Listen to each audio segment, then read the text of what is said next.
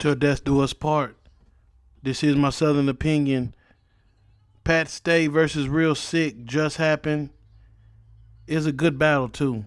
I had Real Sick winning this 3-0 body bag.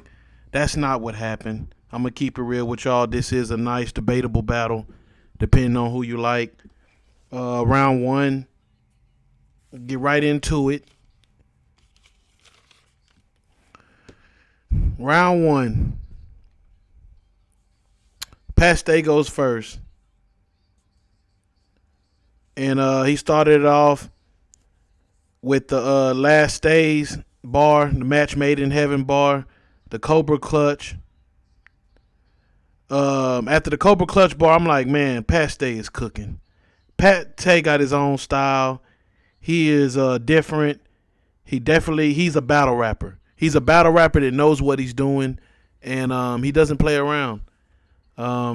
He was definitely in his bag. You look at his last match against K-Shine, he didn't do that well.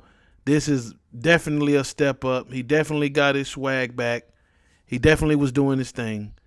No suit and tie like how he was against Suge, but he definitely came into this battle. He definitely did his thing. He definitely got to bounce back. Next, he had the Danny Myers bar where he was talking about Danny Myers, and it was kind of like an angle where the Danny Myers battle, Real Sick kind of got it, handed to him. Danny Myers choked. I think it was all 3 rounds, or at least 2 of the 3 rounds. And he just talked about how he doesn't freestyle. And during that battle, he could have really freestyled. He could have really clowned him, but he didn't. All he knows is to stick to his rhymes and his writing. And just basically clowned him for it, saying he could be a lot better battle rapper if he did freestyle some. And take control of opportunity when it comes, which is something like that. Clown your opponent if something happens that's in your favor, and you can clown him for it. So he had very funny freestyle angle about him, how he doesn't freestyle. The 6 Sense, and he ended it with copyright bar, fire. Now we go to Real Sick. Real Sick was cooking round one. It was a little different because he didn't really have that many jokes. And he went in. He had the first couple of about 6 bars in, and it ended with the look at me go. How he's the only one from his class that made it on that card. And he had the kick bar that was fire. Definitely had a haymaker when he had the Mook to Easy and ducking him. That was kind of like a haymaker. He had the pat on the floor like Velma lost her glasses. That was fire. The haymaker. Ice pick. Now, when he got to this ice pick bar, he was really switching his flow up. It was fire. Crowd loving it. This is a nice crowd, by the way. The setting is very nice. I can't wait for the rest of these battles.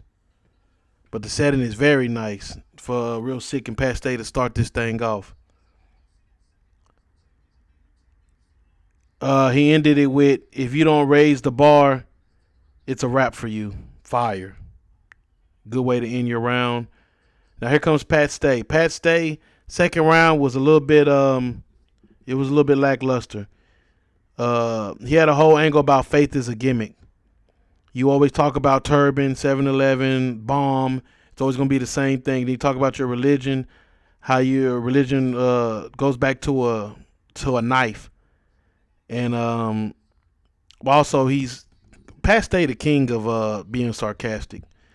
Talk about his religion, how it goes and resembles a knife. And it said that's the same knife. And you can see this is vintage Pat Stay. King of the Dot, cooking, Pat Stay, King of the Dot champion, that Pat Stay. Defending his belt when he was with King of the Dot. That's what I got glimpses of in this battle. But Pat Stay is very hit and miss. And you can see in this round 2. Very hit and miss kind of style. And his bars and his haymakers very hit and miss. In the second, you can clearly see some of them was hidden, some of them wasn't. Even with me watching, I'm like, oh, wow, that was light. Oh, that was nice. But then, he had some light bars in here. And very. I'll hear people say grind time star. I would say King of the Dot, because King of the Dot is a lot of comedy and it's a lot of parody in their battle rap a little bit. For some, it depends on who you book. But he had a terrible last bar. I just wrote terrible last bar. I don't know, whatever that last bar was from Past Day, it was terrible. All right, now we go into Real Sick. He started off fire. Race is a handicap, but he said race is handicap. He said you use race as an angle. When he talked to Past Day, you always use him being white as an angle.